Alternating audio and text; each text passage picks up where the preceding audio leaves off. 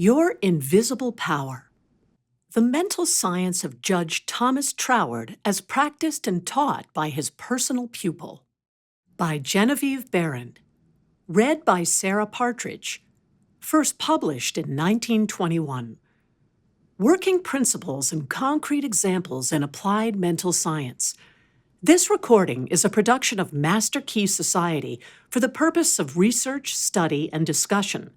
The views and opinions expressed in this book belong to the author and may not always reflect those of Master Key Society or its affiliates. Foreword.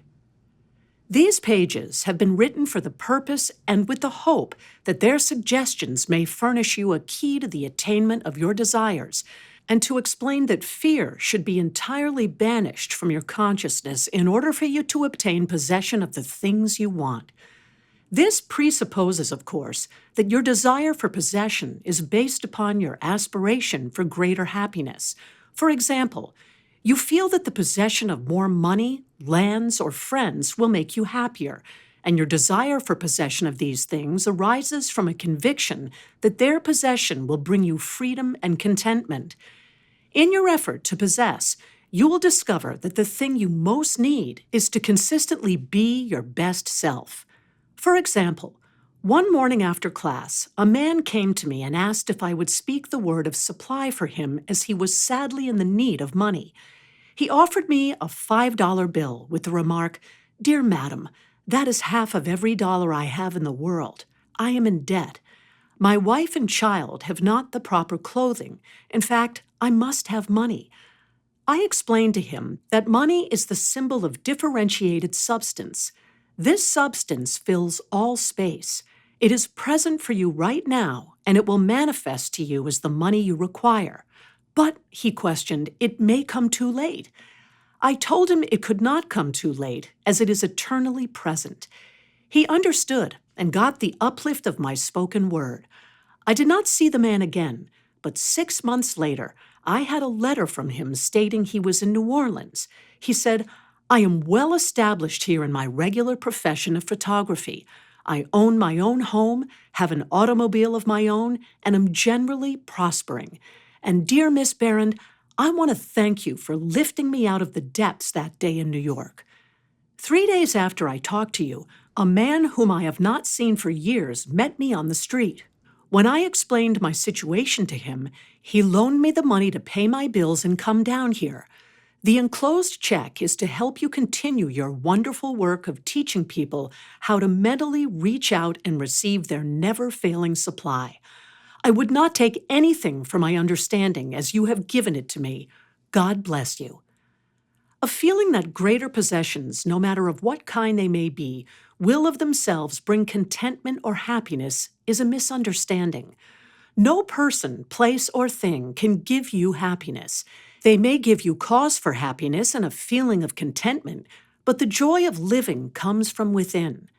Therefore, it is here recommended that you should make the effort to obtain the things which you feel will bring you joy, provided that your desires are in accord with the joy of living. It is also desired in this volume to suggest the possibilities in store for all who make persistent effort to understand the law of visualization and who make practical application of this knowledge on whatever plane he or she may be. The word effort, as here employed, is not intended to convey the idea of strain. All study and meditation should be without strain or tension. It has been my endeavor to show that by starting at the beginning of the creative action, or mental picture, certain corresponding results are sure to follow. While the laws of the universe cannot be altered, they can be made to work under specific conditions, thereby producing results for individual advancement which cannot be obtained under the spontaneous workings of the law provided by nature. However far the suggestions I have given of the possibilities in store for you through visualizing may carry you beyond your past experience, they nowhere break the continuity of the law of cause and effect. If through the suggestions here given, anyone is brought to realize that his mind is a center through and in which all power there is in operation, simply waiting to be given direction in the one and only way through which it can take specific action, and this means reaction in concrete or physical form, then the mission to which this book is dedicated has been fulfilled. Try to remember that the picture you think, feel, and see is reflected into the universal mind, and by the natural law of reciprocal action must return to you in either spiritual or physical form. Knowledge of this law of reciprocal action between the individual and the universal mind opens to you free access to all you may wish to possess or to be. It must be steadfastly borne in mind that all this can only be true for the individual who recognizes that he derives his power to make an abiding mental picture from the all-originating universal spirit of life, and can be used constructively only so long as it is employed and retained in harmony with the nature of the spirit which originated it. To ensure this, there must be no inversion of the thought of the individual regarding his relationship to this universal originating spirit, which is that of a son through which the parent mind acts and reacts. Thus conditioned, whatever you think and feel yourself to be, the creative spirit of life is bound to faithfully reproduce in a corresponding reaction. This is the great reason for picturing yourself and your affairs the way you wish them to be as existing facts, though invisible to the physical eye, and living in your picture. An honest endeavor to do this, always recognizing that your own mind is a projection of the originating spirit, will prove to you that the best there is yours in all your ways. Genevieve Behrend, September 1921. Chapter 1. Order of Visualization. The exercise of the visualizing faculty keeps your mind in order and attracts to you the things you need to make life more enjoyable in an orderly way. If you train yourself in the practice of deliberately picturing your desire and carefully examining your picture, you will soon find that your thoughts and desires proceed in a more orderly procession than ever before. Having reached a state of ordered mentality, you are no longer in a constant state of mental hurry. Hurry is fear and consequently destructive. In other words, when your understanding grasps the power to visualize your heart's desire and hold it with your will, it attracts to you all things requisite to the fulfillment of that picture by the harmonious vibrations of the law of attraction. You realize that since order is heaven's first law, and visualization places things in their natural order, then it must be a heavenly thing to visualize. Everyone visualizes, whether he knows it or not. Visualizing is the great secret of success. The conscious use of this great power attracts to you multiplied resources, intensifies your wisdom, and enables you to make use of advantages which you formerly failed to recognize. For example, a lady once came to me for help in selling a piece of property. After I explained to her just how to make a mental picture of the sale, going through the details mentally exactly as she would do if the property was sold, she came a week later and told me how one day she was walking along the street when the thought suddenly occurred to her to go and see a certain real estate dealer to whom she had not yet been. She hesitated for a moment when she first got the idea, as it seemed to her that the man could not sell her property. However, upon the strength of what I had told her, she followed the lead and went to the real estate man who sold the property for her in just 3 days after she had first approached him. This was simply following along with the natural law of demand and supply. We now fly through the air, not because anyone has been able to change the laws of nature, but because the inventor of the flying machine learned how to apply nature's laws, and by making orderly use of them, produced the desired result. So far as the natural forces are concerned, nothing has changed since the beginning. There were no airplanes in the year 1 because those of that generation could not conceive the idea as a practical working possibility. It has not yet been done, was the argument, and it cannot be done. Yet the laws and materials for practical flying machines existed then as now. Troward tells us that the great lesson he learned from the aeroplane and wireless telegraphy is the triumph of principle over precedent, the working out of an idea to its logical conclusion in spite of accumulated contrary testimony of all past experience. With such an example before you, you must realize that there are still greater secrets to be disclosed. Also, that you hold the key within yourself with which to unlock the secret chamber that contains your heart's desire. All that is necessary in order that you may use this key and make your life exactly what you wish it to be is a careful inquiry into the unseen causes which stand back of every external and visible condition.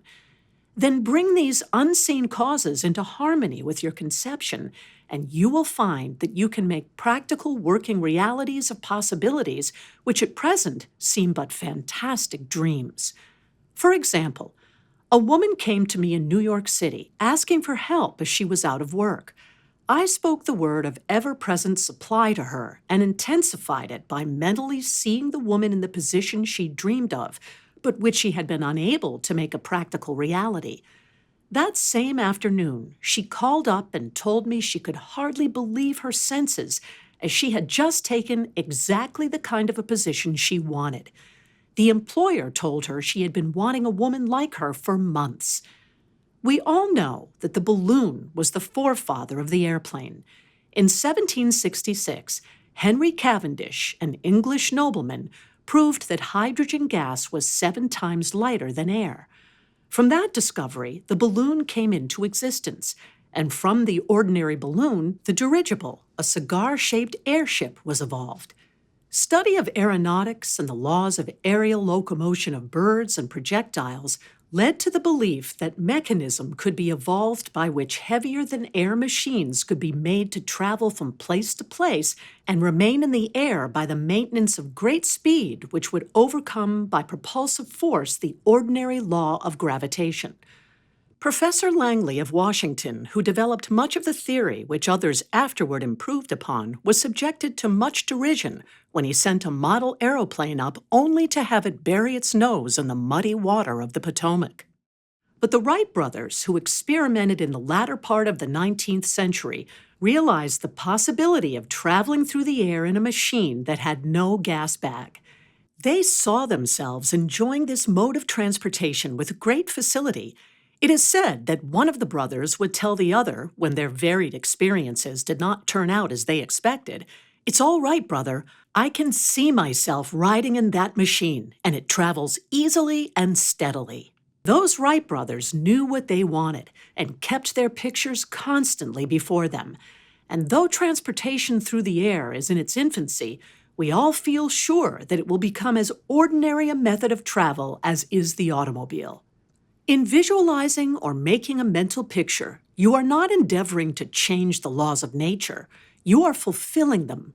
Your object in visualizing is to bring things into regular order both mentally and physically. When you realize that this method of employing the creative power brings your desires, one after another, into practical material accomplishment, your confidence in the mysterious but unfailing law of attraction, which has its central power station in the very heart of your word picture, becomes supreme. Nothing can shake it. You never feel that it is necessary to take anything from anybody else. You have learned that asking and seeking have as their correlatives receiving and finding. Know that all you have to do is to start the plastic substance of the universe flowing into the thought molds your picture desire provides. Chapter 2. How to attract to yourself the things you desire. The power within you, which enables you to form a thought picture, is the starting point of all there is. In its original state, it is the undifferentiated, formless substance of life. Your thought picture makes the mold, so to say, into which this formless substance takes shape. Visualizing, or mentally seeing things and conditions as you wish them to be, is the condensing, the specializing power in you, which might be illustrated by the lens of a magic lantern. The magic lantern is one of the best symbols of the imaging faculty. It illustrates the working of the creative spirit on the plane of initiative and selection, or in its concentrated specializing form, in a remarkably clear manner.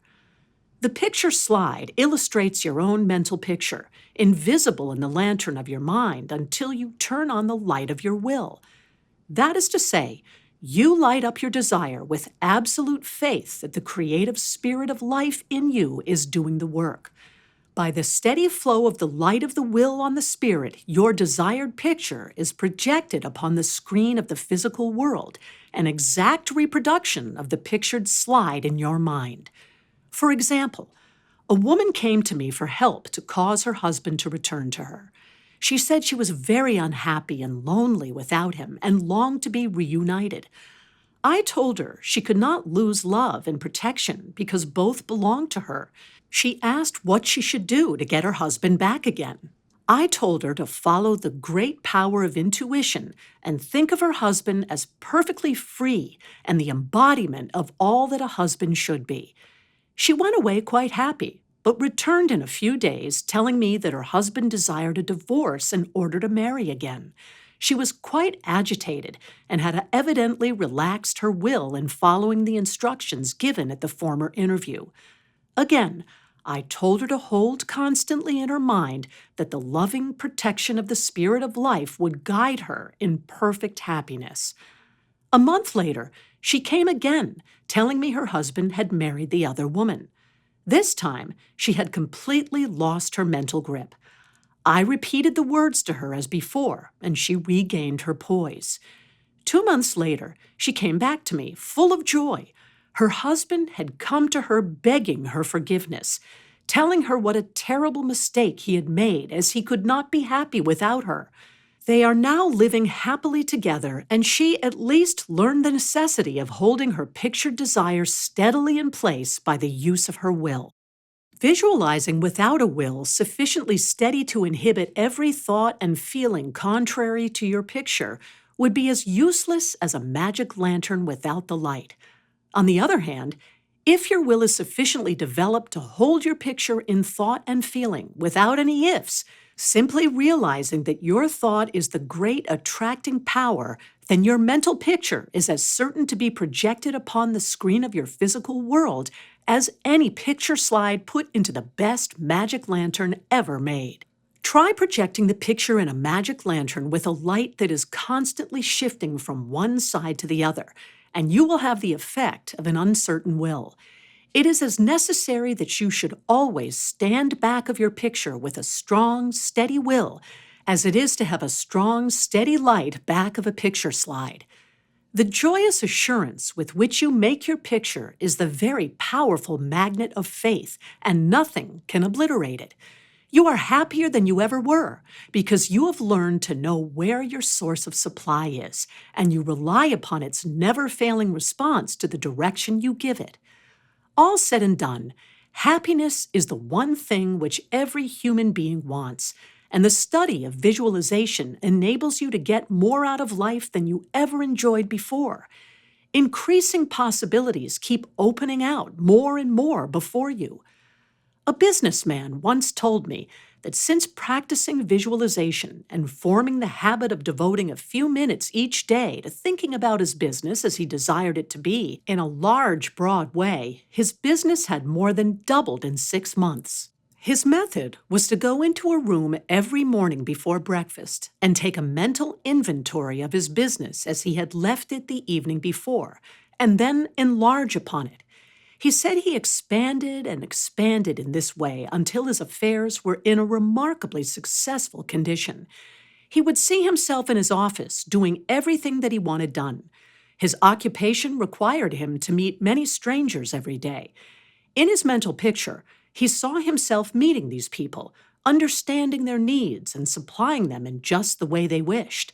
This habit, he said, had strengthened and steadied his will in an almost inconceivable manner.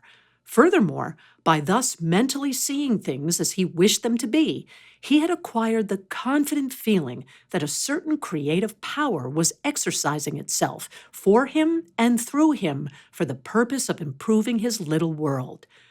When you first begin to visualize seriously, you may feel, as many others do, that someone else may be forming the same picture you are, and that naturally would not suit your purpose. Do not give yourself any unnecessary concern about this.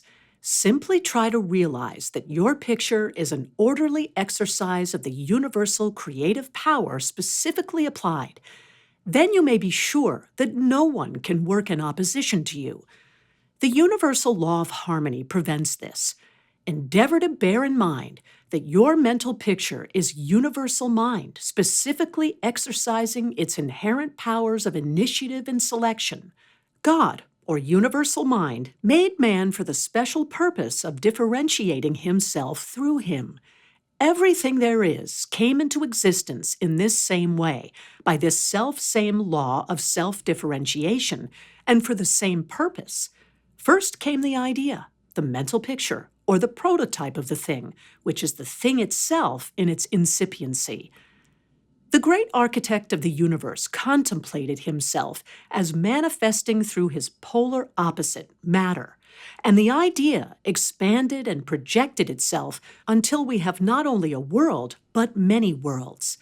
Many people ask, but why should we have a physical world at all? The answer is, because it is the nature of originating substance to solidify under directivity rather than activity, just as it is the nature of wax to harden when it becomes cold, or plaster of Paris to become firm and solid when exposed to the air. Your picture is this same divine substance in its original state, taking form through the individualized center of divine operation in your mind. And there is no power to prevent this combination of spiritual substance from becoming physical form. It is the nature of spirit to complete its work, and an idea is not complete until it has made for itself a vehicle. Nothing can prevent your picture from coming into concrete form except the same power which gave it birth, yourself. Suppose you wish to have a more orderly room. You look about your room, and the idea of order suggests boxes, closets, shelves, hooks, and so forth. The box, the closet, and the hooks are all concrete ideas of order because they are the vehicles through which order and harmony suggest themselves. Chapter 3.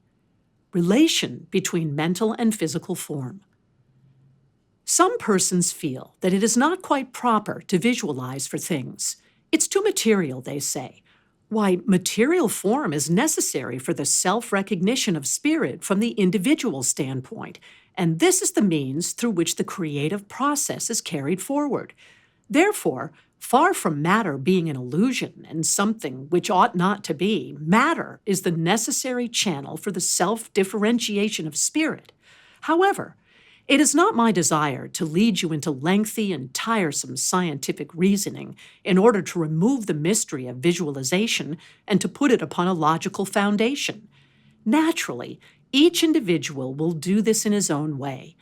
My only wish is to point out to you the easiest way I know, which is the road on which Troward guides me.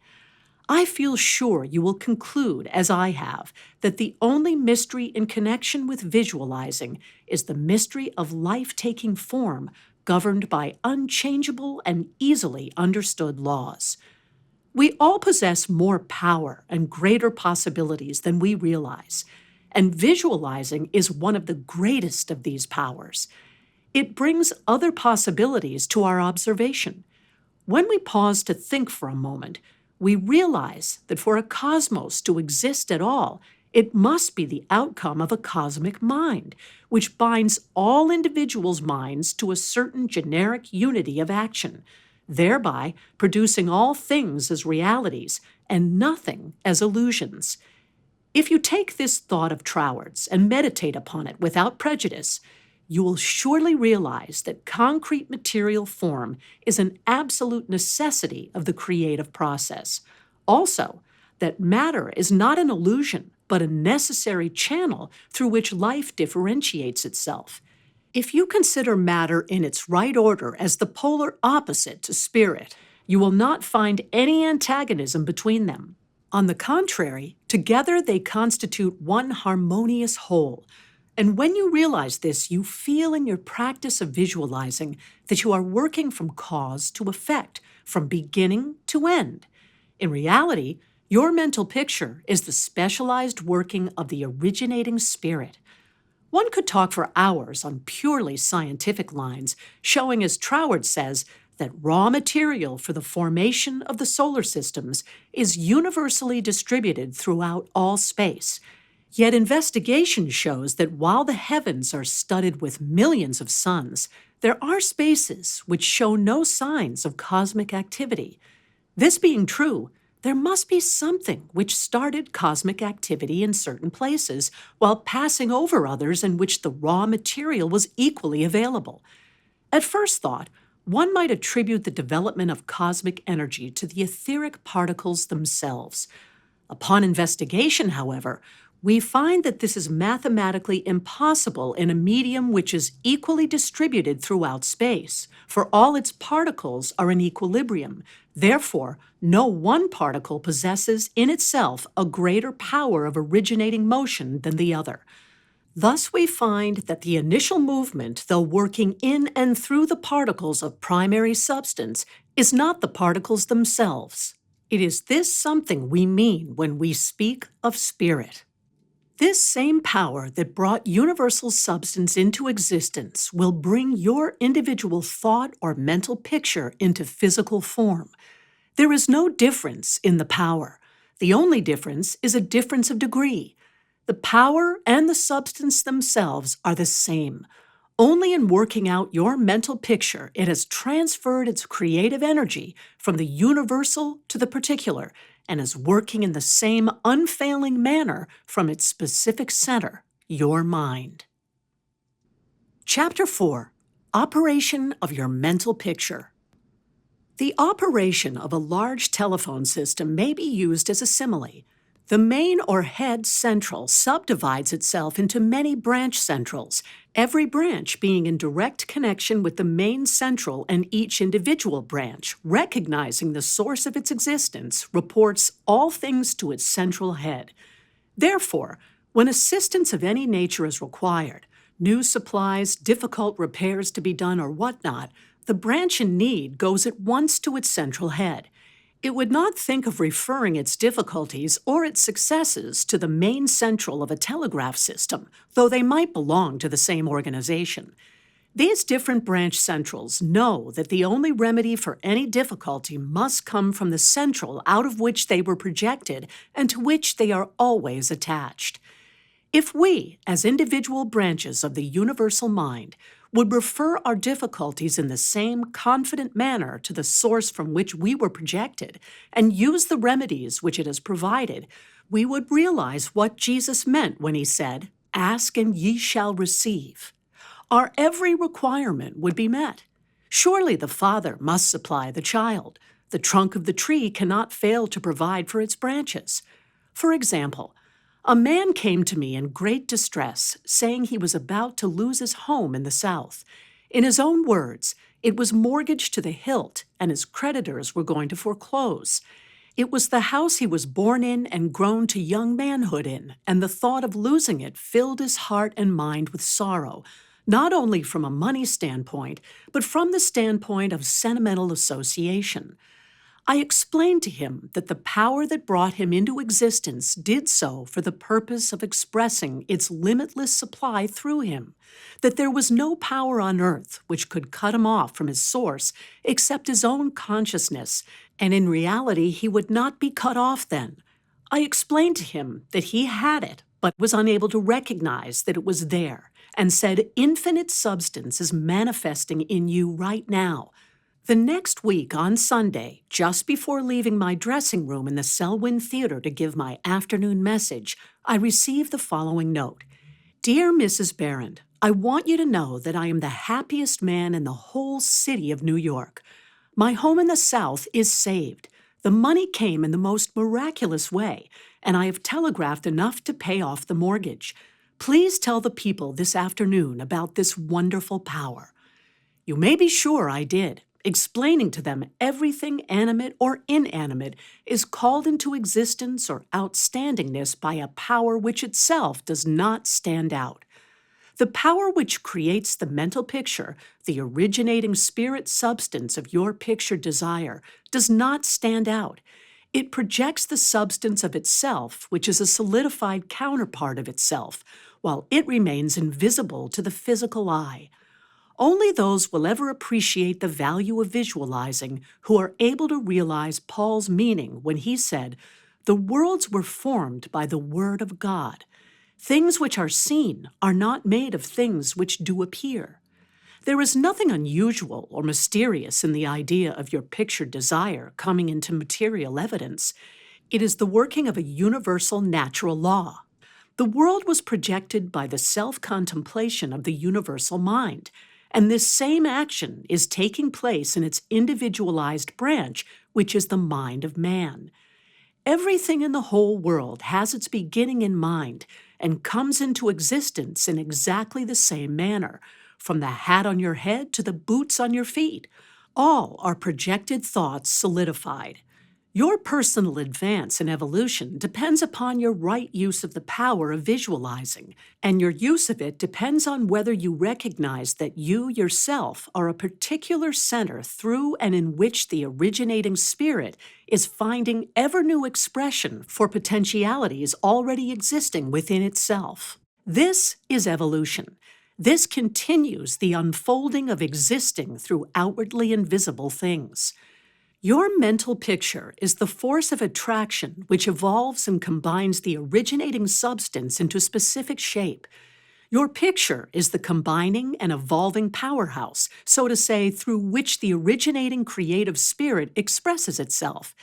Its creative action is limitless, without beginning and without end, and always progressive and orderly.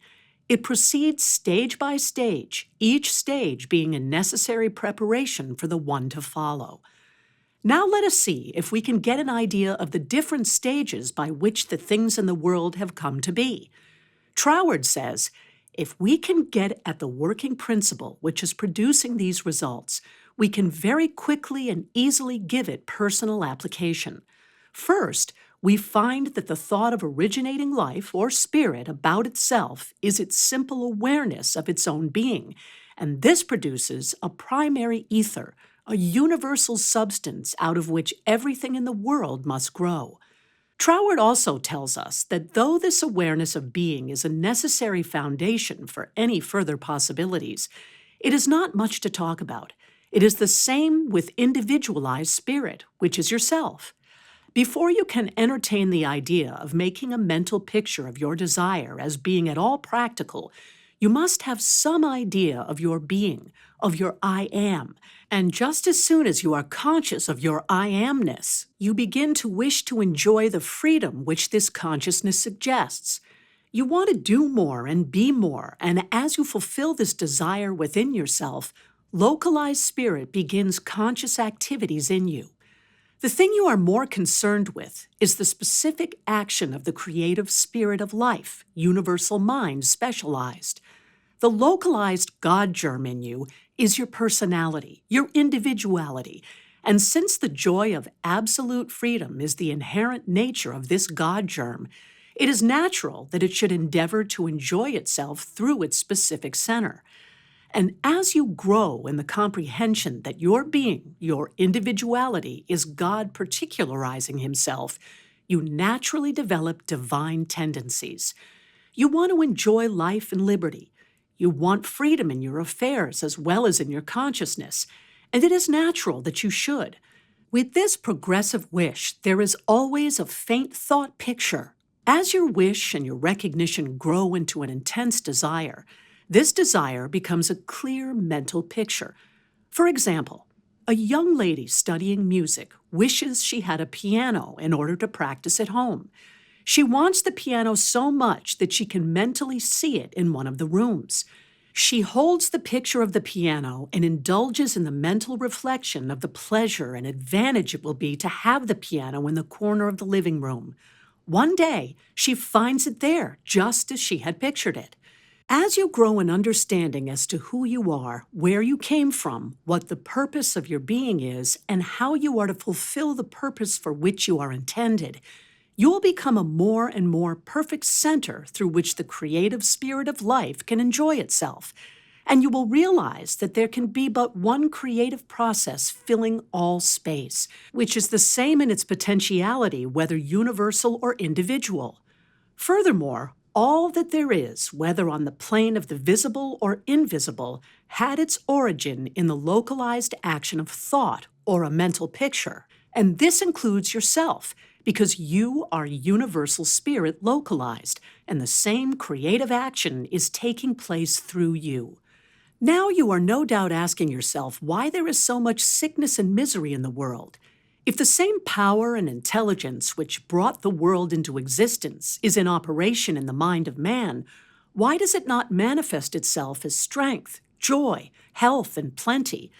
If one can have one's desires fulfilled by simply making a mental picture of that desire, holding on to it with the will, and without anxiety, doing on the outward plane whatever seems necessary to bring the desire into fulfillment, then there seems no reason for the existence of sickness and poverty. Surely no one desires either. The first reason is that few persons will take the trouble to inquire into the working principles of the laws of life. If they did, they would soon convince themselves that there is no necessity for the sickness and poverty which we see about us. They would realize that visualizing is a principle and not a fallacy. There are a few who have found it worthwhile to study this simple, though absolutely unfailing law which will deliver them from bondage. However, the race as a whole is not willing to give the time required for the study. It is either too simple or too difficult.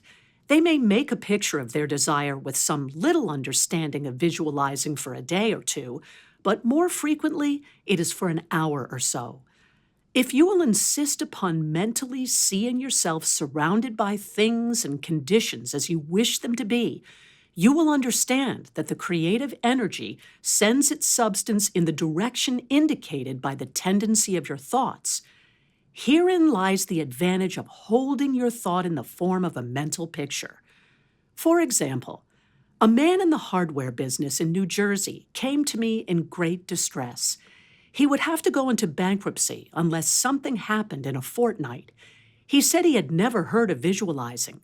I explained to him how to make a mental picture of his business increasing instead of a picture of losing it. In about a month's time, he returned very happy and told me how he had succeeded. He said, "I have my debts all paid and my shop is full of new supplies." His business was then on a solid basis. It was beautiful to see his faith. The more enthusiasm and faith you are able to put into your picture, the more quickly it will come into visible form, and your enthusiasm is increased by keeping your desire secret. The moment you speak it to any living soul, that moment your power is weakened. Your power, your magnet of attraction, is not so strong and consequently cannot reach so far. The more perfectly a secret between your mind and your outer self is guarded, the more vitality you give your power of attraction. One tells one's troubles to weaken them, to get them off one's mind, and when a thought is given out, its power is dissipated. Talk it over with yourself and even write it down, then destroy the paper. However, this does not mean that you should strenuously endeavor to compel the power to work out your picture on the special lines that you think it should. That method would soon exhaust you and hinder the fulfillment of your purpose. A wealthy relative need not necessarily die or someone lose a fortune on the street to materialize the $10,000 which you are mentally picturing. One of the doormen in the building in which I lived heard much of the mental picturing of desires from visitors passing out of my rooms. The average desire was for $500. He considered that $5 was more in his line and began to visualize it without the slightest idea of where or how he was going to get it. My parrot flew out of the window, and I telephoned to the men in the courtyard to get it for me. One caught it, and it bit him on the finger. The doorman, who had gloves on and did not fear a similar hurt, took hold of it and brought it up to me. I gave him 5 $1 bills for his service. This sudden reward surprised him. He enthusiastically told me that he had been visualizing for just $5 merely from hearing that others visualized. He was delighted at the unexpected realization of his mental picture. All you have to do is to make such a mental picture of your heart's desire, hold it cheerfully in place with your will, always conscious that the same infinite power which brought the universe into existence brought you into form for the purpose of enjoying itself in and through you.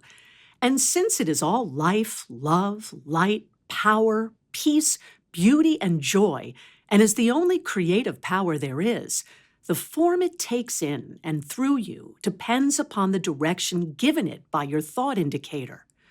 In you, it is undifferentiated, waiting to take any direction given it as it passes through the instrument which it has made for the purpose of self-distribution.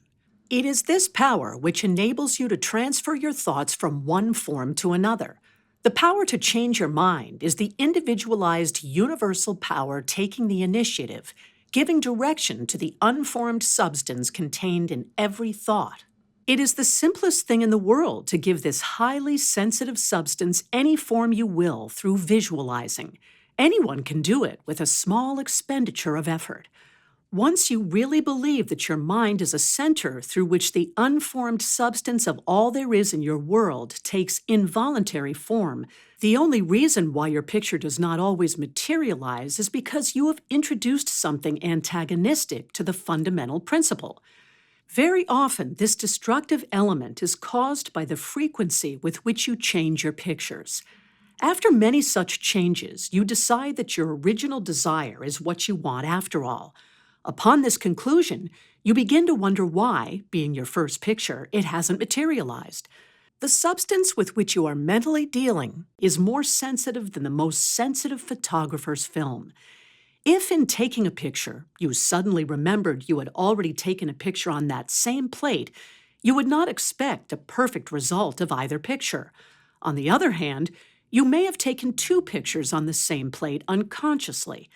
When the plate has been developed and the picture comes into physical view, you do not condemn the principle of photography, nor are you puzzled to understand why your picture has turned out so unsatisfactorily.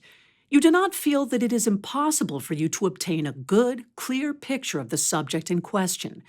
You know that you can do so by simply starting at the beginning, putting in a new plate, and determining to be more careful while taking your picture next time. These lines followed out, you are sure of a satisfactory result. If you will proceed in the same manner with your mental picture, doing your part in a correspondingly confident frame of mind, the result will be just as perfect. The laws of visualizing are as infallible as the laws governing photography. In fact, photography is the outcome of visualizing. Again, your results in visualizing the fulfillment of your desires may be imperfect and your desires delayed through the misuse of this power, owing to the thought that the fulfillment of your desire is contingent upon certain persons or conditions. The originating principle is not in any way dependent upon any person, place, or thing. It has no past and knows no future. The law is that the originating creative principle of life is the universal here and everlasting now. It creates its own vehicles through which to operate. Therefore, past experience has no bearing upon your present picture. So do not try to obtain your desire through a channel which may not be natural for it, even though it may seem reasonable to you. Your feeling should be that the thing or the consciousness which you so much desire is normal and natural, a part of yourself, a form of your evolution. If you can do this, there is no power to prevent your enjoying the fulfillment of the picture you have in mind or any other you may create. Chapter 5. Expressions from Beginners. Hundreds of persons have realized that visualizing is an Aladdin's lamp to him with a mighty will. General Foch says that his feelings were so outraged during the Franco-Prussian War in 1870 that he visualized himself leading a French army against the Germans to victory. He said he made his picture, smoked his pipe, and waited. This is one result of visualizing with which we are all familiar. A famous actress wrote a long article in one of the leading Sunday papers last winter, describing how she rid herself of excessive avoirdupois by seeing her figure constantly as she wished it to be. A very interesting letter came to me from a doctor's wife while I was lecturing in New York.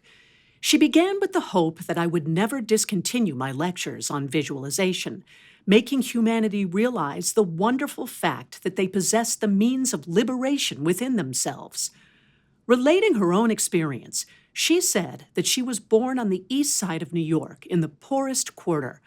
From earliest girlhood, she had cherished a dream of marrying a physician someday. This dream gradually formed a stationary mental picture. The first position she obtained was in the capacity of a nursemaid in a physician's family.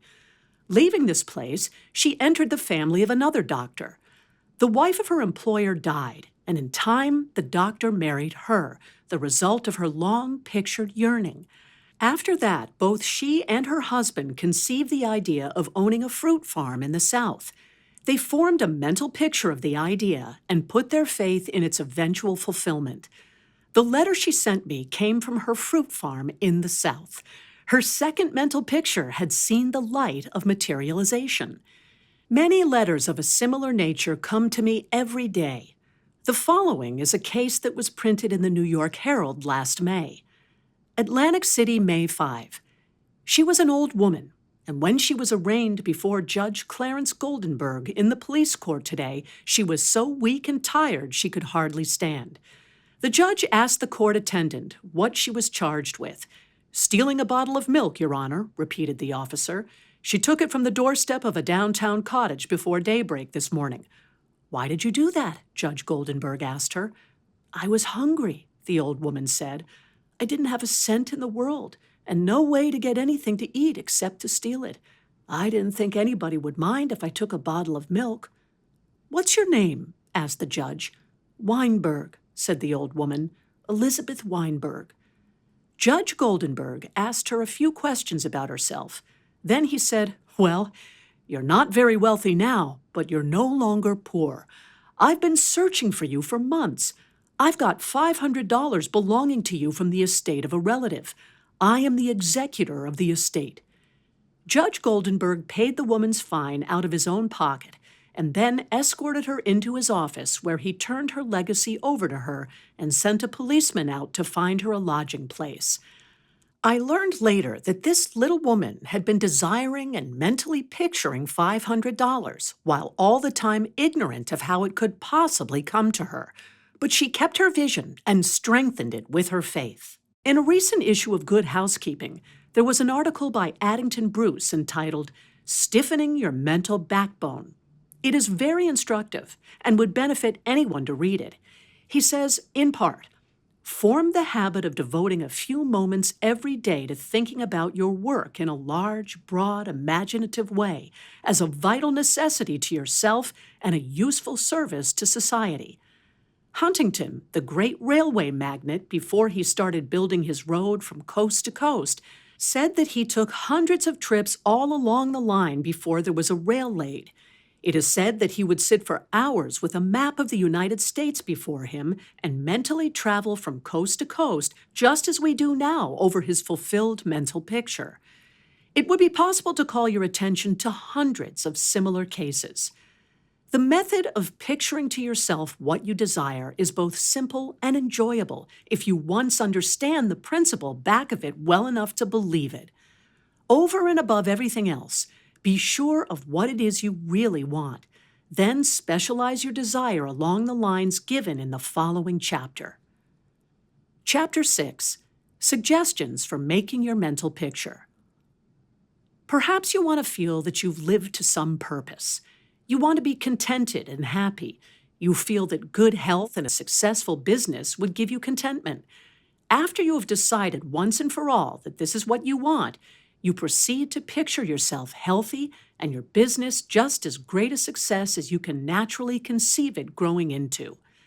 The best time for making your definite picture is just before breakfast and before retiring at night. As it is necessary to give yourself plenty of time, it may be necessary to rise earlier than you usually do. Go into a room where you will not be disturbed. Meditate for a few moments upon the practical working of the law of visualizing and ask yourself, how did the things about me first come into existence? How can I get more quickly in touch with my invisible supply? Someone felt that comfort would be better expressed and experienced by sitting on a chair than on the floor. So the very beginning of a chair was the desire to be at ease. With this came the picture of some sort of a chair. The same principle applies to the hat and the clothes you wear. Go carefully into the thought of the principle back of the thing. Establish it as a personal experience. Make it a fact to your consciousness.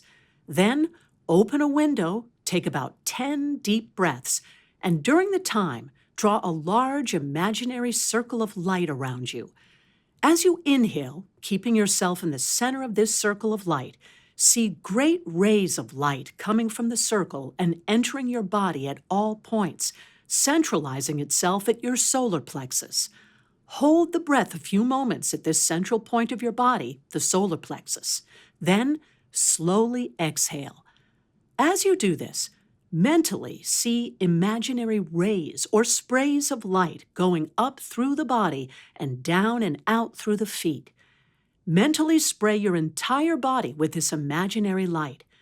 When you have finished the breathing exercise, sit in a comfortable upright chair and mentally know there is but one life, one substance, and this life substance of the universe is finding pleasure in self-recognition in you.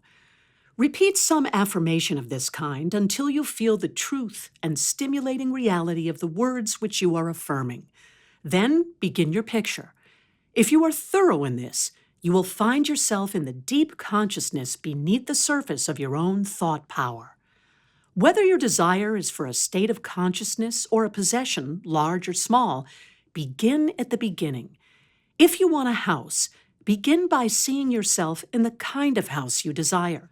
Go all through it, taking careful note of the rooms, where the windows are situated, and such other details as help you to feel the reality of your picture. You might change some of the furniture about and look into some of the mirrors just to see how healthy, wealthy, and happy you look. Go over your picture again and again until you feel the reality of it. Then write it all down just as you've seen it, with the feeling that the best there is mine. There is no limit to me because my mind is a center of divine operation, and your picture is as certain to come true in your physical world as the sun is to shine. Chapter 7. Things to Remember. In using your thought power for the production of new conditions, 1. Be sure to know exactly what conditions you wish to produce. Then weigh carefully what further results the accomplishment of your desire will lead to. 2. By letting your thought dwell upon a mental picture, you are concentrating the creative action of spirit in this center where all its forces are equally balanced. 3. Visualizing brings your objective mind into a state of equilibrium, which enables you to consciously direct the flow of spirit to a definitely recognized purpose and to carefully guard your thoughts from including a flow in the opposite direction. 4. You must always bear in mind that you are dealing with a wonderful potential energy which is not yet differentiated into any particular form, and that by the action of your mind, you can differentiate it into any specific form that you will. Your picture assists you to keep your mind fixed on the fact that the inflow of this creative energy is taking place. Also, by your mental picture, you are determining the direction you wish the sensitive creative power to take, and by doing this, the externalization of your picture is a certainty. 5. Remember when you are visualizing properly that there is no strenuous effort to hold your thought forms in place. Strenuous effort defeats your purpose and suggests the consciousness of an adverse force to be fought against, and this creates conditions adverse to your picture. 6.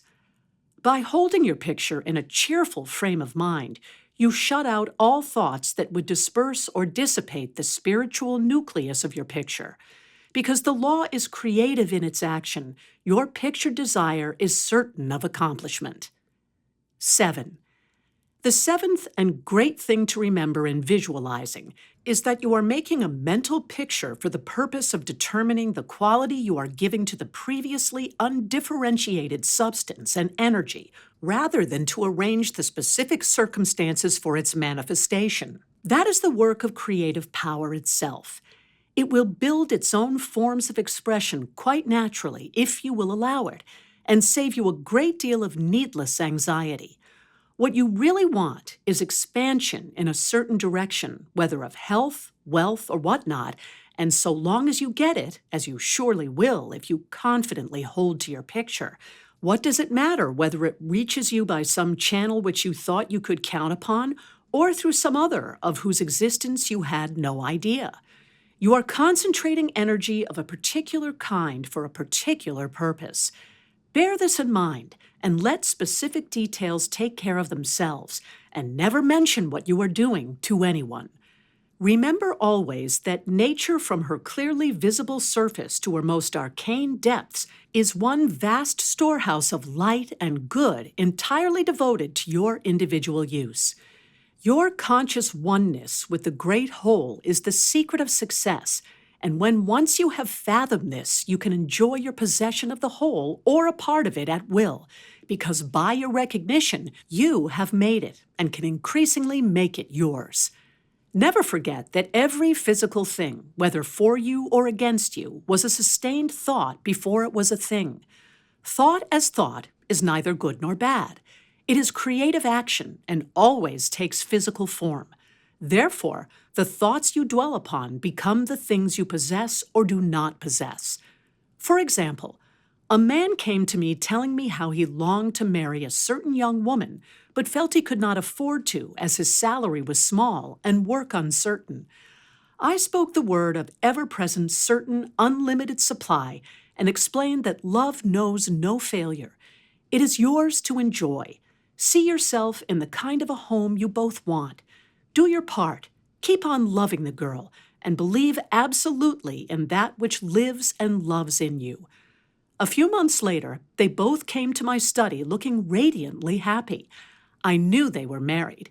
The wife said to me, "Dear Mrs. Behrend, we are very happy because we now know how to use our thought power and hold our consciousness as one with all we want.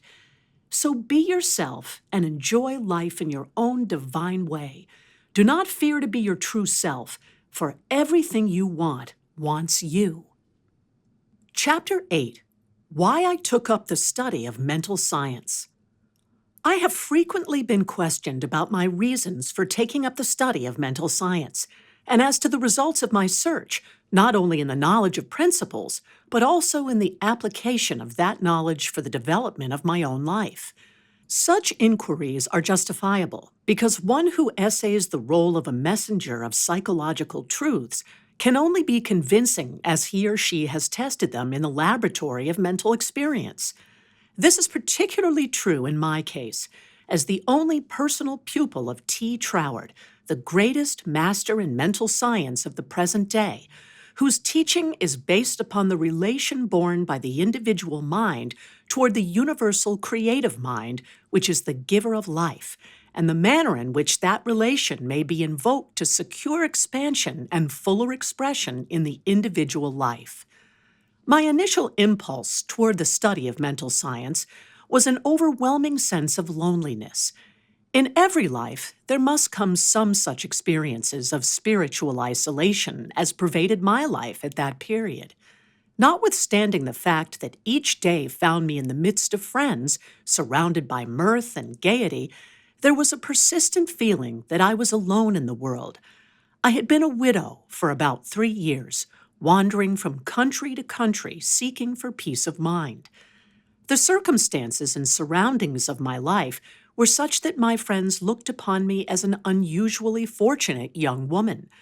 Although they recognized that I had sustained a great loss when my husband died, they knew that he had left me well provided for, free to go anywhere my pleasure dictated.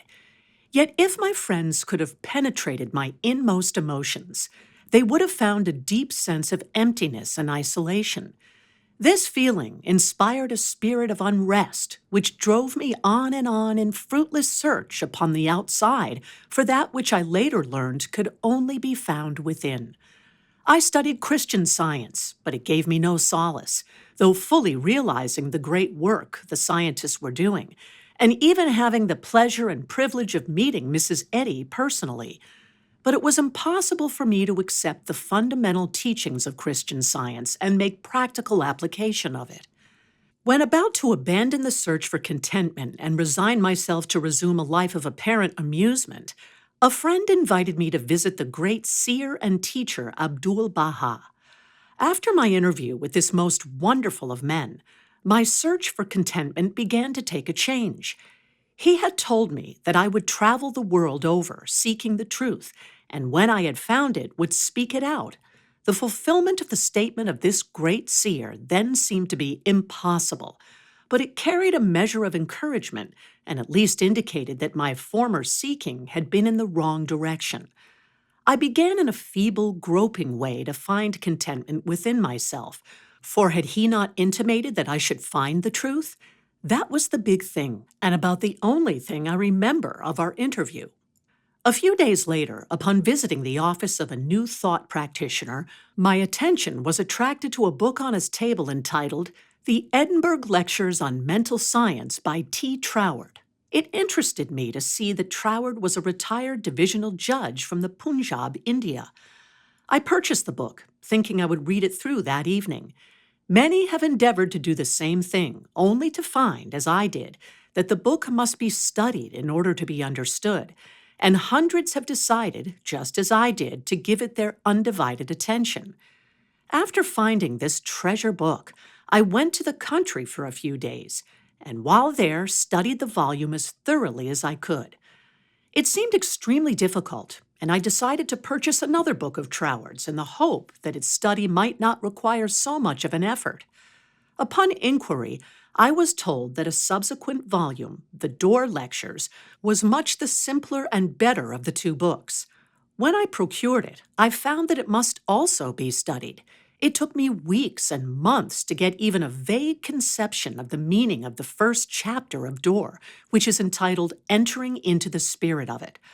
I mean by this that it took me months to enter into the spirit of what I was reading.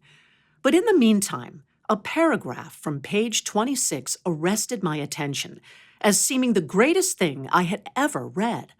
I memorized it and endeavored with all my soul to enter into the spirit of Troward's words. The paragraph reads, "My mind is a center of divine operation. The divine operation is always for expansion and fuller expression, and this means the production of something beyond what has gone before, something entirely new, not included in the past experience, though proceeding out of it by an orderly sequence of growth.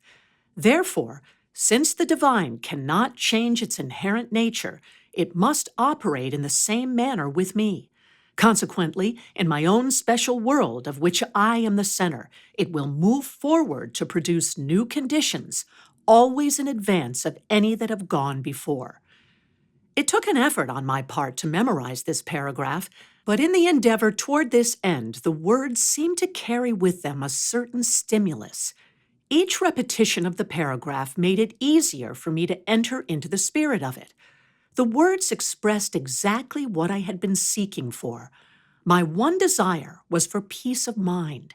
I found it comforting to believe that the divine operation in me could expand to fuller expression and produce more and more contentment. In fact, a peace of mind and a degree of contentment greater than I had ever known. The paragraph further inspired me with deep interest to feel that the life spark in me could bring into my life something entirely new. I did not wish to obliterate my past experience, but that was exactly what Troward said it would not do. The divine operation would not exclude my past experience, but proceeding out of it would bring some new thing that would transcend anything that I had ever experienced before. Meditation on these statements brought with it a certain joyous feeling. What a wonderful thing it would be if I could accept and sincerely believe beyond all doubt that this one statement of Troward's was true. Surely the divine could not change its inherent nature, and since divine life is operating in me, I must be divinely inhabited, and the divine in me must operate just as it operates upon the universal plane. This meant that my whole world of circumstances, friends, and conditions would ultimately become a world of contentment and enjoyment of which I am the center. This would all happen just as soon as I was able to control my mind and thereby provide a concrete center around which the divine energies could play. Surely it was worth trying for. If Troward had found this truth, why not I? The idea held me to my task. Later, I determined to study with the man who had realized and given to the world so great a statement. It had lifted me from my state of despondency. The immediate difficulty was the need for increased finances. Chapter 9. How I Attracted to Myself $20,000. In the laboratory of experience in which my newly revealed relation to the divine operation was to be tested, the first problem was a financial one. My income was a stipulated one, quite enough for my everyday needs, but it did not seem sufficient to enable me to go comfortably to England where Troward lived and remain for an indefinite period to study with so great a teacher as he must be. So before inquiring whether Troward took pupils or whether I would be eligible in case he did, I began to use the paragraph I had memorized. Daily, in fact, almost hourly, the words were in my mind. My mind is a center of divine operation, and divine operation means expansion into something better than has gone before. From the Edinburgh lectures, I had read something about the law of attraction, and from the chapter on causes and conditions, I had gleaned a vague idea of visualizing. So every night before going to sleep, I made a mental picture of the desired $20,000, which seemed necessary to go and study with Troward.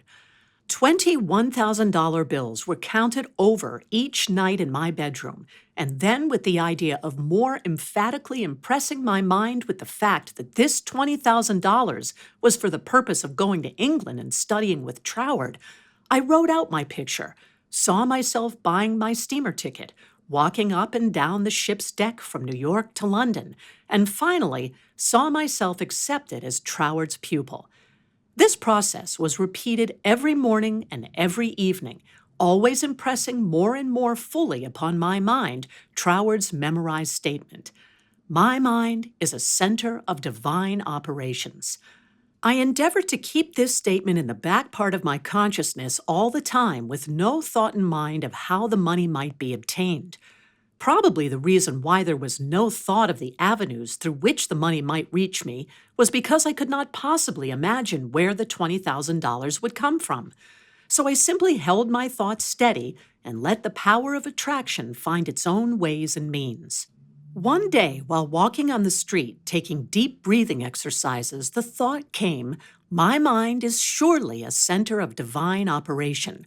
If God fills all space, then God must be in my mind also.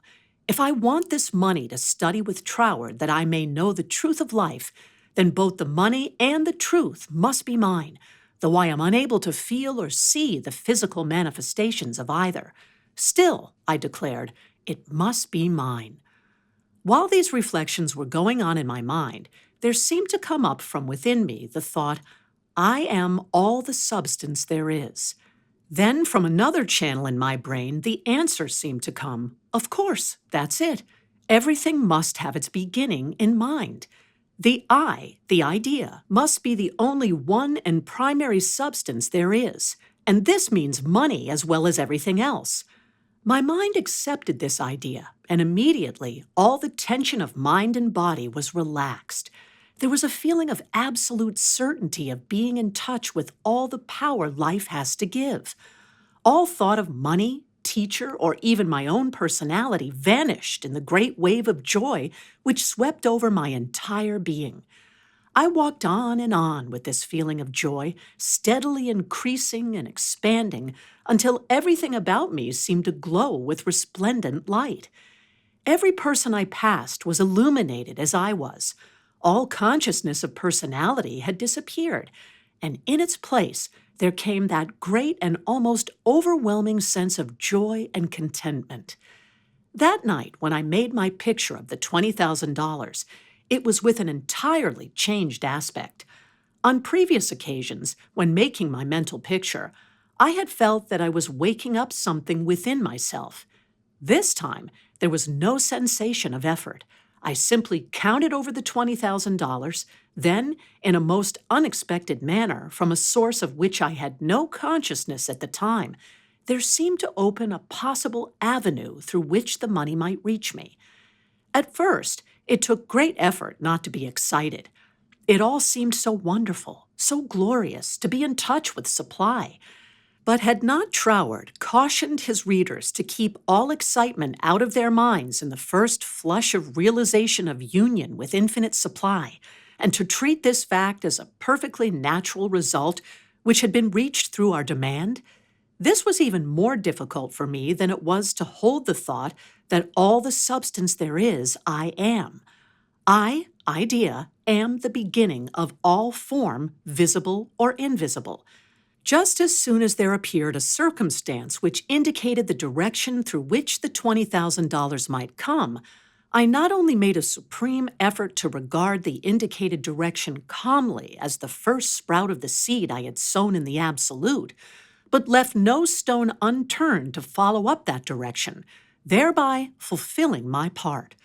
By so doing, one circumstance seemed naturally to lead to another, until step by step, my desired $20,000 was secured. To keep my mind poised and free from excitement was my greatest effort. This first concrete fruition of my study of mental science, as expounded by Troward's book, had come by a careful following of the methods he had outlined. In this connection, therefore, I can offer to the reader no better gift than to quote Troward's book, The Edinburgh Lectures, from which may be derived a complete idea of the line of action I was endeavoring to follow. In the chapter of Causes and Conditions, he says, "To get good results, we must properly understand our relation to the great impersonal power we are using.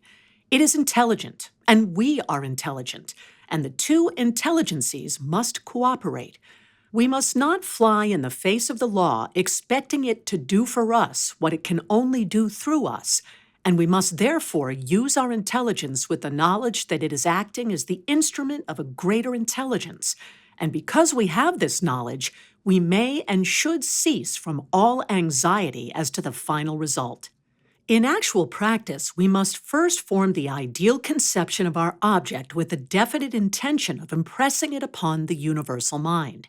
It is this thought that takes such thought out of the region of mere casual fancies, and then affirm that our knowledge of the law is sufficient reason for a calm expectation of a corresponding result, and that therefore all necessary conditions will come to us in due order. We can then turn to the affairs of our daily life with the calm assurance that the initial conditions are either there already or will soon come into view.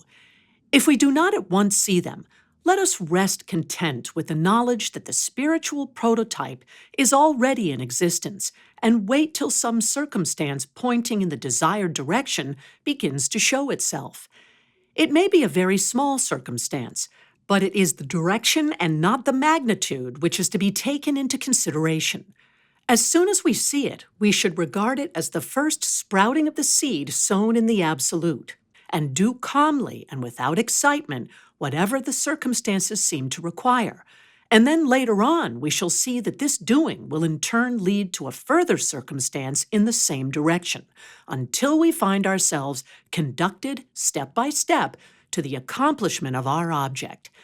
In this way, the understanding of the great principle of the law of supply will, by repeated experiences, deliver us more and more completely out of the region of anxious thought and toilsome labor, and bring us into a new world where the useful employment of all our powers, whether mental or physical, will only be an unfolding of our individuality upon the lines of its own nature, and therefore a perpetual source of health and happiness. A sufficient inducement, surely, to the careful study of the laws governing the relation between the individual and the universal mind. To my mind, then as now, this quotation outlines the core and center of the method and manner of approach necessary for coming in touch with infinite supply. At least it, together with the previously quoted statement, "My mind is a center of divine operation," etc., constituted the only apparent means of attracting to myself the $20,000. My constant endeavor to get into the spirit of these statements and to attract to myself this needed sum was about 6 weeks, at the end of which time I had in my bank the required $20,000. This could be made into a long story, giving all the details, but the facts, as already narrated, will give you a definite idea of the magnetic condition of my mind while the $20,000 was finding its way to me. Chapter 10. How I Became the Only Personal Pupil of T. Troward, the greatest mental scientist of the present day. As soon as the idea of studying with Troward came to me, I asked a friend to write him for me, feeling that perhaps my friend could couch my desire in better or more persuasive terms than I could employ. To all the letters written by this friend, I received not one reply. This was so discouraging that I would have completely abandoned the idea of becoming Troward's pupil, except for the experience I had that day on the street when my whole world was illuminated, and I remembered the promise, "All things whatsoever thou wilt, believe thou hast received, and thou shalt receive." With this experience in my mind, my passage to England was arranged, notwithstanding the fact that apparently my letters were ignored. We wrote again, however, and finally received a reply very courteous though very positive. Troward did not take pupils. He had no time to devote to a pupil. Notwithstanding this definite decision, I declined to be discouraged because of the memory of my experience upon the day when the light and the thought had come to me. I am all the substance there is. I seemed to be able to live that experience over at will, and with it there always came a flood of courage and renewed energy. We journeyed on to London, and from there telegraphed Troward asking for an interview.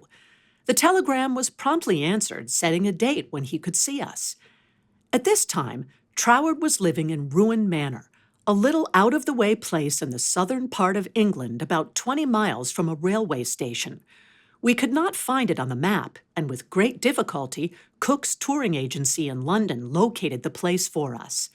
There was very little speculation in my mind as to what Troward would say to me in this interview. There always reminded the feeling that the truth was mine, also that it would grow and expand in my consciousness until peace and contentment were outward as well as inward manifestations of my individual life. We arrived at Troward's house in a terrific rainstorm and were cordially received by Troward himself, whom I found, much to my surprise, to be more the type of a Frenchman than an Englishman.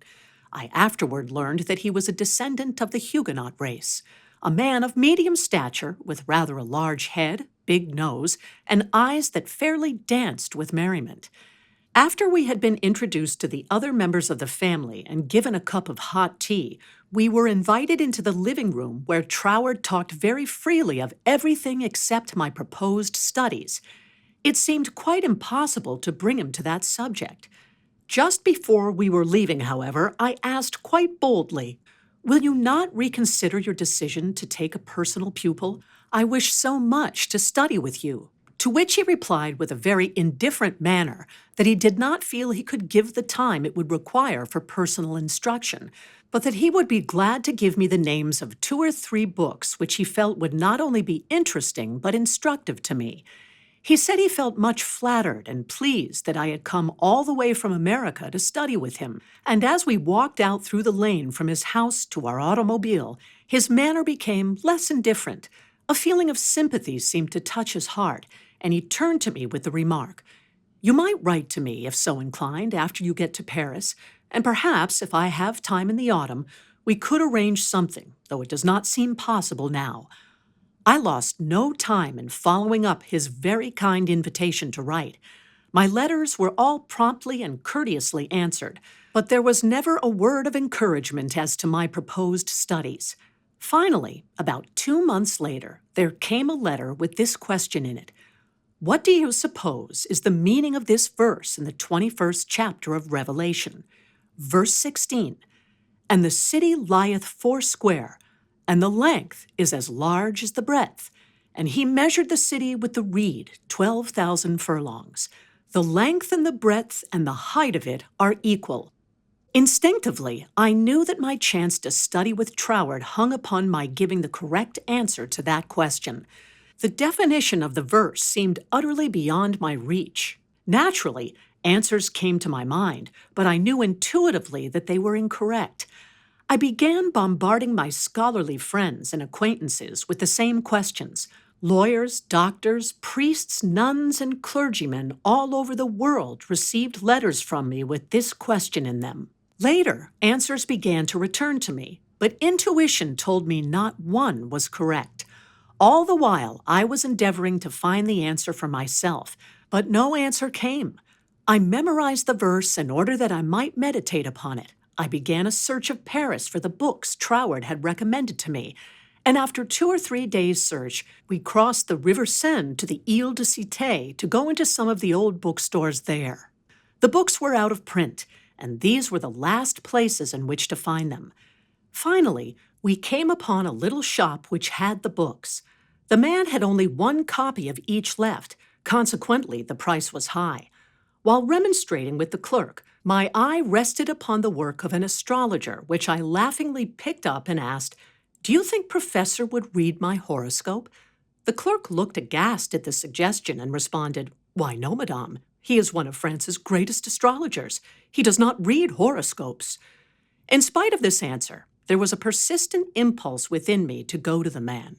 The friend who had accompanied me in my search for the books remonstrated with me and tried in every way to dissuade me from going to the famous astrologer, but I insisted. When we arrived at his office, I found it somewhat embarrassing to ask him to read my horoscope. Nevertheless, there was nothing to do but put the question. Reluctantly, the professor invited us into his paper-strewn study. Reluctantly and also impatiently, he asked us to be seated. Very courteously and coldly, he told me that he did not read horoscopes. His whole manner said more clearly than words could that he wished we would take our departure. My friend stood up.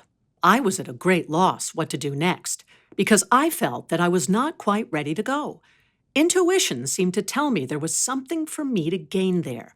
Just what it was I was unable to define, so I paused a moment, much to my friend's displeasure and embarrassment, when one of the professor's enormous Persian cats jumped into my lap. "Get down, Jack," the professor shouted. "What does it mean?" he seemed to ask himself.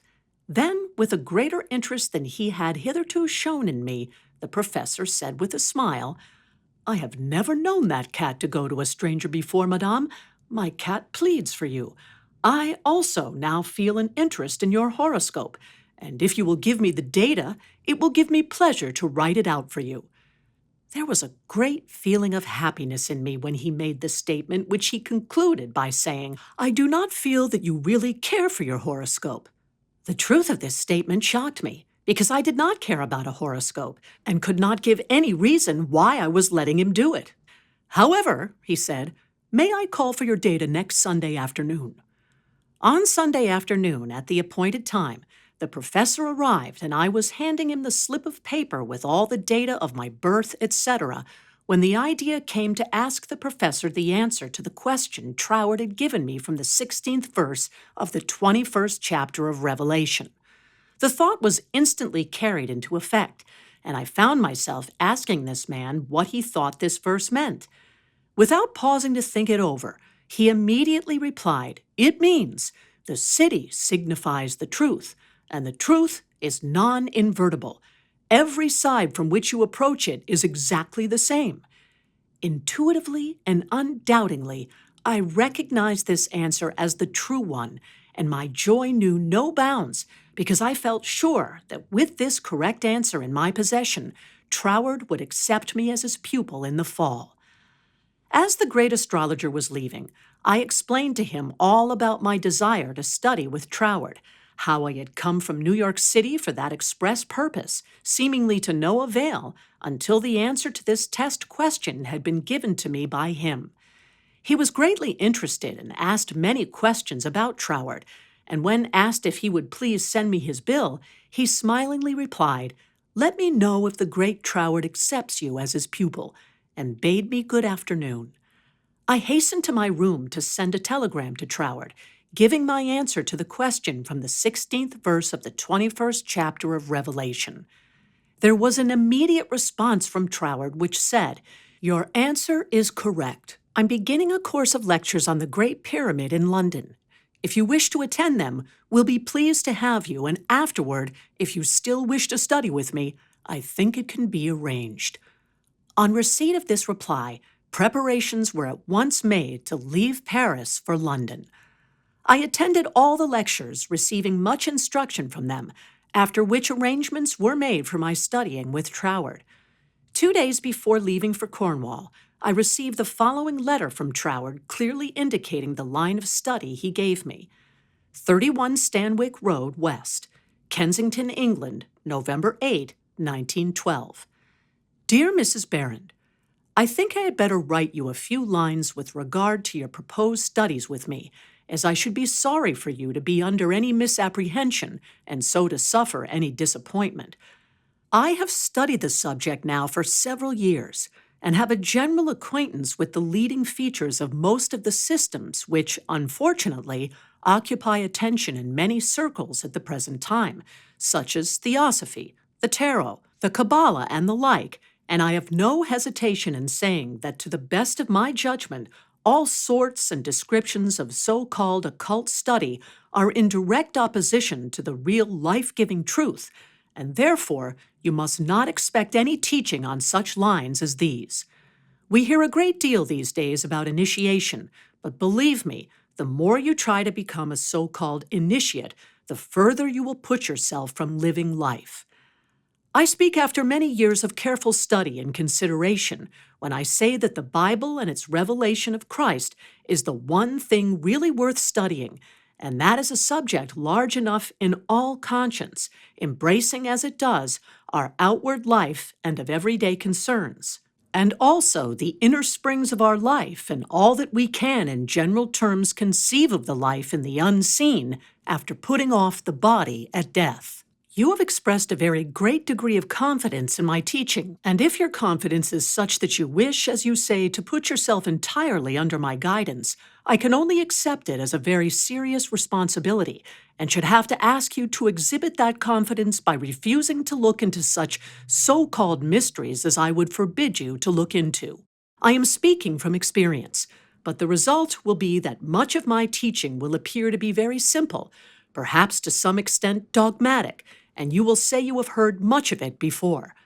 Faith in God, prayer and worship, approach to the Father through Christ, all this is in a certain sense familiar to you, and all I can hope to do is perhaps to throw a little more light on these subjects, that they may become to you not merely traditional words, but present living facts. I have been thus explicit as I do not want you to have any disappointment, and also I should say that our so-called course of study will be only friendly conversations at such times as we can fit them in, either you coming to our house or I to yours, as may be most convenient at the time.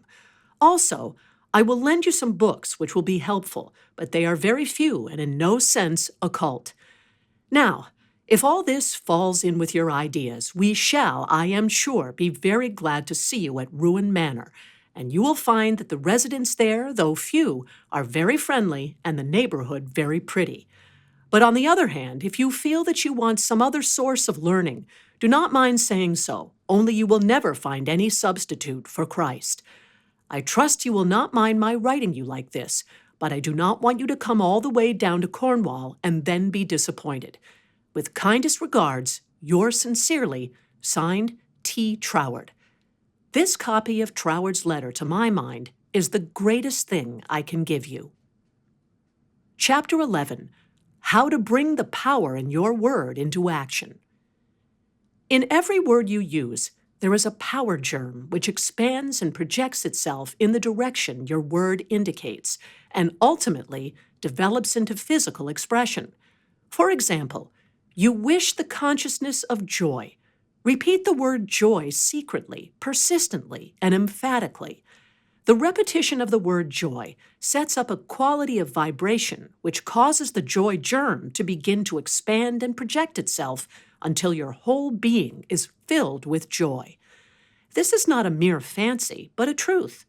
Once you experience this power, you will daily prove to yourself that these facts have not been fabricated to fit a theory, but the theory has been built up by careful observation of facts. Everyone knows that joy comes from within. No one can give it to you.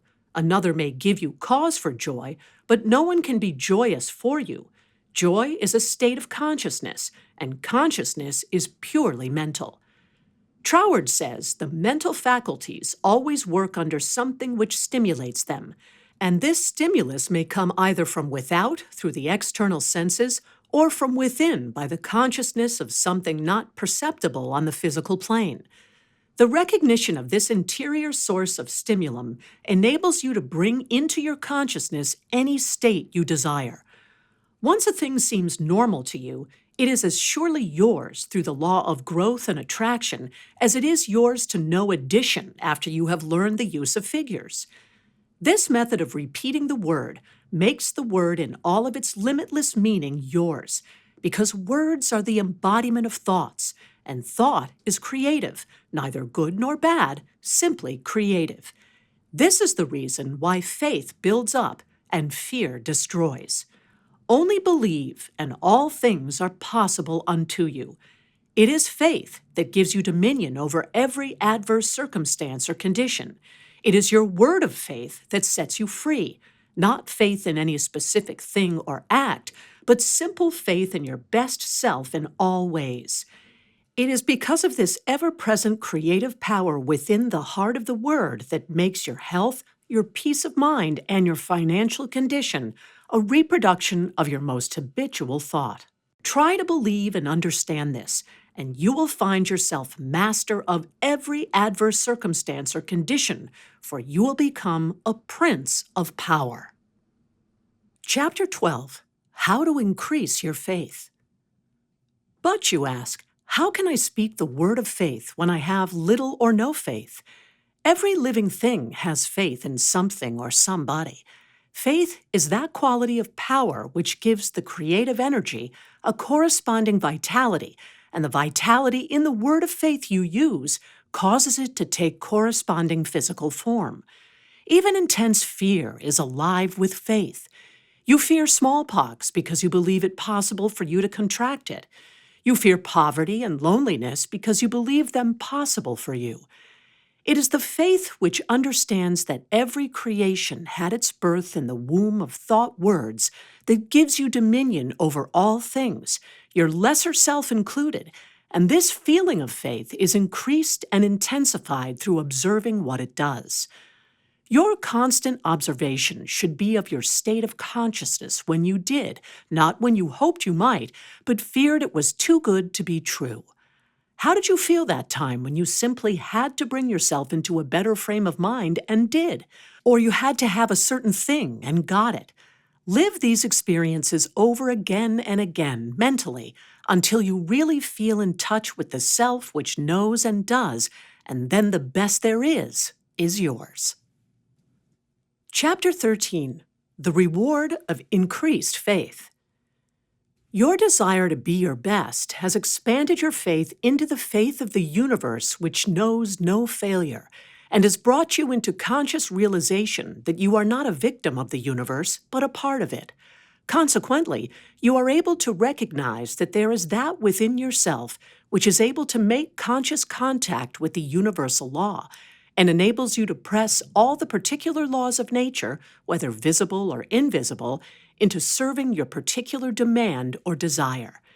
Thereby you find yourself master, not a slave of any situation.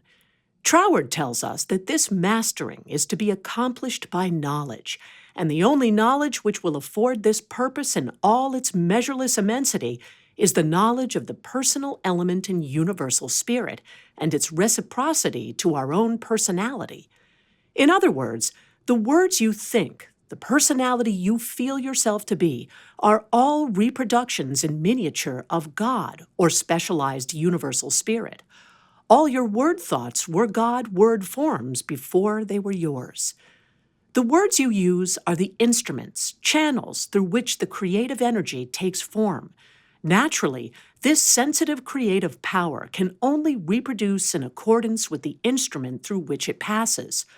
All disappointments and failures are the result of endeavoring to think one thing and produce another. This is just as impossible as it would be for an electric fan to be used for lighting purposes, or for water to flow through a crooked pipe in a straight line.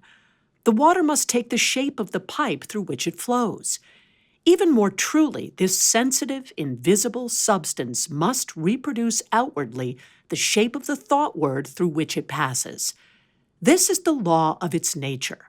Therefore, it logically follows, as a man thinketh, so is he. Hence, when your thought or word form is in correspondence with the eternal constructive and forward movement of the universal law, then your mind is the mirror in which the infinite power and intelligence of the universe sees itself reproduced, and your individual life becomes one of harmony. Chapter 14. How to Make Nature Respond to You. It should be steadily borne in mind that there is an intelligence and power in all nature and all space which is always creative and infinitely sensitive and responsive. The responsiveness of its nature is twofold. It is creative and amenable to suggestion. Once the human understanding grasps this all-important fact, it realizes the simplicity with which the law of life supplies your every demand. All that is necessary is to realize that your mind is a center of divine operation, and consequently contains that within itself which accepts suggestions, and expect all life to respond to your call. Then you will find suggestions which tend to the fulfillment of your desire coming to you, not only from your fellow men, but also from the flowers, the grass, the trees, and the rocks which will enable you to fulfill your heart's desire, if you act upon them in confidence on this physical plane. Faith without works is dead, but faith with works sets you absolutely free. Chapter 15. Faith with Works, What It Has Accomplished. It is said of Tyson, the great Australian millionaire, that the suggestion to make the desert land of Australia blossom as the rose came to him from a modest little Australian violet while he was working as a bushman for something like 3 shillings a day.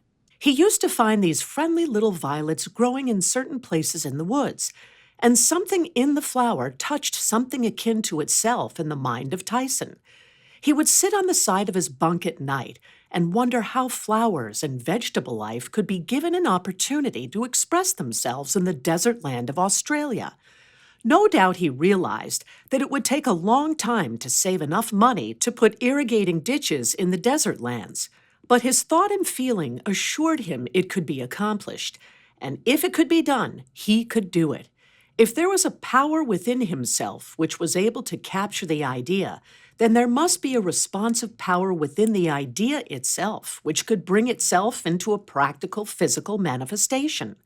He resolutely put aside all questions as to the specific ways and means which would be employed in bringing his desire into physical manifestation, and simply kept his thoughts centered upon the idea of making fences and seeing flowers and grass where none existed at that time. Since the responsiveness of reproductive creative power is not limited to any local condition of mind, his habitual meditation and mental picture set his ideas free to roam in an infinitude and attract to themselves other ideas of a kindred nature. Therefore, it was not necessary for Tyson to wait until he had saved from his 3 shillings a day enough money to irrigate the land to see his ideas and desires fulfilled, for his ideas found other ideas in the financial world which were attuned in sympathy with themselves, and doors of finance were quickly opened. All charitable institutions are maintained upon the principle of the responsiveness of life. If this were not true, no one would care to give simply because another needed. The law of demand and supply, cause and effect, can never be broken. Ideas attract to themselves kindred ideas. Sometimes they come from a flower, a book, or out of the invisible. You are intent upon an idea not quite complete as to the ways and means of fulfillment, and behold, along comes another idea from no one can tell where, and finds friendly lodging with your idea. One idea attracting another, and so on until your desires are physical facts. You may feel the necessity for an improvement in your finances and wonder how this increase is to be brought about, when there seems suddenly to come from within the idea itself that everything had its birth in thought, even money, and your thoughts turn their course. You simply hold to the statement or affirmation that the best and all there is yours. Since you are able to capture ideas from the infinite through the instrument of your intuition, you let your mind rest upon thought, knowing full well that this very thought will respond to itself. Your inhibition of all doubt and anxiety enables the reassuring ideas to establish themselves and attract to themselves "I can" and "I will" ideas, which gradually grow into the physical form of the desire in your mind. In the conscious uses of the universal power to reproduce your desires in physical form, 3 facts should be borne in mind. First, all space is filled with the creative power. Second, this creative power is amenable to suggestion. Third, it can only work by deductive methods. As Troward tells us, this last is an exceedingly important point, for it implies that the action of the ever-present creative power is in no way limited by precedent. It works according to the essence of the spirit of the principle. In other words, this universal power takes its creative direction from the word you give it. Once man realizes this great truth, the character with which this sensitive reproductive power is invested becomes the most important of all his considerations. It is the unvarying law of creative life principle that as a man thinketh in his heart, so is he. If you realize the truth that the creative power can be to you only what you feel and think it to be, it is willing and able to meet your demands. Troward says, if you think your thought is powerful, your thought is powerful. As a man thinketh in his heart, so is he, is the law of life, and the creative power can no more change this law than an ordinary mirror can reflect back to you a different image than the object you hold before it. As you think, so are you, does not mean as you tell people you think, or as you would wish the world to believe you think. It means your innermost thoughts, that place where no one but you knows. None can know the Father save the Son, and no one can know the Son but the Father. Only the reproductive creative spirit of life knows what you think until your thoughts become physical facts and manifest themselves in your body, your brain, or your affairs. Then everyone with whom you come into contact may know, because the Father, the intelligent creative energy, which heareth in secret your most secret thoughts, rewards you openly, reproduces your thoughts in physical form. As you think, that is what you become, should be kept in the background of your mind constantly. This is watching and praying without ceasing, and when you are not feeling quite up to par physically, pray. Chapter 16. Suggestions as to how to pray or ask, believing you have already received. Scientific thinking, positive thought, suggestions for practical application. Try through careful, positive, enthusiastic, though not strenuous thought, to realize that the indescribable, invisible substance of life fills all space, that its nature is intelligent, undifferentiated substance. 5 o'clock in the morning is the best time to go into this sort of meditation. If you will retire early every night for 1 month before falling asleep, Impress firmly upon your subjective mind the affirmation, "My Father is the ruler of all the world and is expressing his directing power through me." You will find that the substance of life takes form in your thought molds. Do not accept the above suggestion simply because it is given to you. Think it over carefully until the impression is made upon your own subconscious mind understandingly. Rise every morning, as was suggested before, at 5 o'clock.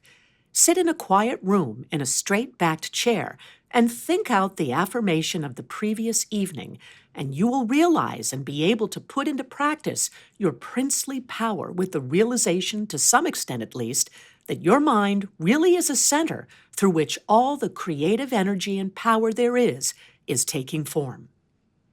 Scientific prayer. The principle underlying scientific prayer. In prayer for a change in condition, physical, mental, or financial for yourself or another, bear in mind that the fundamental necessity for the answer to prayer is the understanding of the scientific statement, "Ask, believing you have already received, and you shall receive." This is not as difficult as it appears on the surface once you realize that everything has its origin in the mind, and that which you seek outwardly you already possess. No one can think a thought in the future. Your thought of a thing constitutes its origin. Therefore, the thought form of the thing is already yours as soon as you think it. Your steady recognition of this thought possession causes the thought to concentrate, to condense, to project itself, and to assume physical form. To get rich through creation. The recognition or conception of new forces of wealth is the loftiest aspiration you can take into your heart, for it assumes and implies the furtherance of all noble aims. Items to be remembered about prayer for yourself or another. Remember that which you call treatment or prayer is not in any sense hypnotism. It should never be your endeavor to take possession of the mind of another. Remember that it should never be your intention to make yourself believe that which you know to be untrue. You are simply thinking into God or first cause with the understanding that, if a thing is true at all, there is a way in which it is true throughout the universe. Remember that the power of thought works by absolutely scientific principles. These principles are expressed in the language of the statement, "As a man thinketh in his heart, so is he."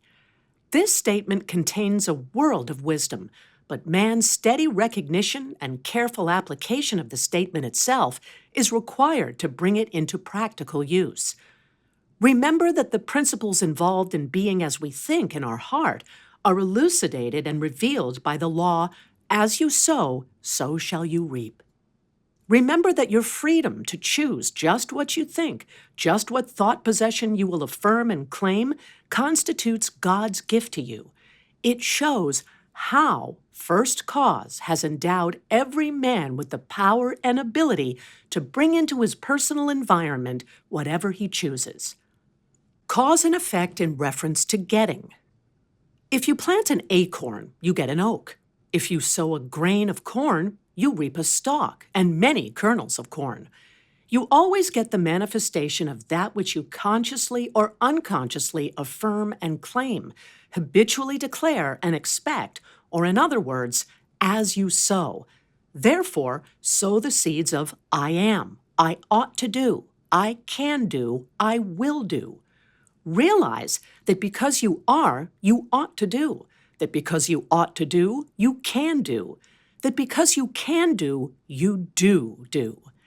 The manifestation of this truth, even in a small degree, gives you the undisputable understanding that dominion is your charter right. You are an heir of First Cause, endowed with all the power he has. God has given you everything. All is yours, and you know that all you have to do is to reach out your mental hand and take it. This formula may serve as a pattern to shape your own prayer or affirmation into God for the benefit of another or yourself. If for another, you speak the Christian name of the person you wish to help, then dismiss their personality entirely from your consciousness. Intensify your thought by meditating upon the fact that there is that in you which finds the way, which is the truth and is the life. You are affirming this fact, believing that since you are thinking this, it is already yours. Having lifted up your feeling to the central idea of this meditation, you examine your own consciousness to see if there is aught which is unlike God. If there is any feeling of fear, worry, malice, envy, hatred, or jealousy, turn back in your meditation to cleanse your thought through the affirmation that God's love and purity fills all space, including your heart and soul. Reconcile your thought with the love of God, always remembering that you are made in the image and likeness of love. Keep this cleansing thought in mind until you feel that you have freed your consciousness entirely of all thoughts and feelings other than love and unity with all humanity. Then, if denials do not disturb you, deny all that is unlike your desired manifestation. This accomplished, you almost overlay your denial with the affirmative thought that you are made in the image and likeness of God, and that you already have your desire fulfilled in its original spiritual or thought form. Closing of prayer. Prayer as a method of thought is a deliberate use of the law which gives you the power of dominion over everything which tends in any way to hamper your perfect liberty. You have been given life that you may enjoy it more and more fully. The steady recognition of this truth makes you declare yourself a prince of power. You recognize, accept, and use this power as the child of a king, and hence dominion is your birthright. Then, when you feel the light of this great truth flooding your consciousness, open the floodgates of your soul in heartfelt praise, because you have the understanding that the Creator and His creation are one. Also, that the Creator is continually creating through His creation. Close your treatment in the happy assurance that the prayer which is fulfilled is not a form of supplication, but a steady habitual affirming that the Creator of all creation is operating specifically through me. Therefore, the work must be perfectly done. Your mind is a center of divine operation. Hints for application and practice. For every 5 minutes given to reading and study of the theories of mental science, spend 15 minutes in the use and application of the knowledge acquired. 1. Spend 1 minute in every 24 hours to conscientiously thinking over the specification that must be observed in order to have your prayers answered. 2. Practice the steady recognition of desirable thought possession for 2 periods of 15 minutes each every day. Not only time yourself each period to see how long you can keep a given conception before your mental vision, but also keep a written record of the vividness with which you experience your mental image. Remember that your mental senses are just as varied and trainable as your physical ones. 3. Spend 5 minutes every day between 12 noon and 1 o'clock with a mental research for new sources of wealth. Chapter 17. Things to remember. That the greatest mental scientist the world has ever known, Jesus Christ the man, said all things are possible unto you. Also, the things I do, you can do. Did he tell the truth? Jesus did not claim to be more divine than you are. He declared the whole human race children of God. By birth, he was no exception to this rule. The power he possessed was developed through his personal effort. He said you could do the same if you would only believe in yourself. A great idea is valueless unless accompanied by physical action. God gives the idea, man works it out upon the physical plane. All that is really worthwhile is contentment. Self-command alone can produce it. The soul and body are one. Contentment of mind is contentment of soul, and contentment of soul means contentment of body. If you wish health, watch your thoughts, not only of your physical being, but your thoughts about everything and everybody. With your will, keep them in line with your desire and outwardly act in accordance with your thoughts, and you will soon realize that all power, both over thoughts and conditions, has been given to you. You believe in God. Believe in yourself as the physical instrument through which God operates. Absolute dominion is yours when you have sufficient self-mastery to conquer the negative tendency of thoughts and actions. Ask yourself daily, what is the purpose of the power which put me here? How can I work with the purpose for life and liberty in me? After having decided these questions, endeavor hourly to fulfill them. You are a law unto yourself. If you have a tendency to overdo anything, eat, drink, or blame circumstances for your misfortunes, conquer that tendency with the inward conviction that all power is yours. Eat less, drink less, blame circumstances less, and the best there is will gradually grow in the place where the worst seem to be. Always remember that all is yours to use as you will. You can if you will. If you will, you do. God the Father blesses you with all He has to give. Make good, godly use of it. The reason for greater success when you first began your studies and demonstrations in mental science was your joy and enthusiasm at the simple discovery of power within, which was greater than you were able to put into your understanding later. With increased understanding comes increasing joy and enthusiasm, and the results will correspond. I hope that you've enjoyed this presentation, and please remember to subscribe to receive notifications of upcoming recordings. This recording is a production of the Master Key Society. The video and audio is copyright 2023, Master Key Society.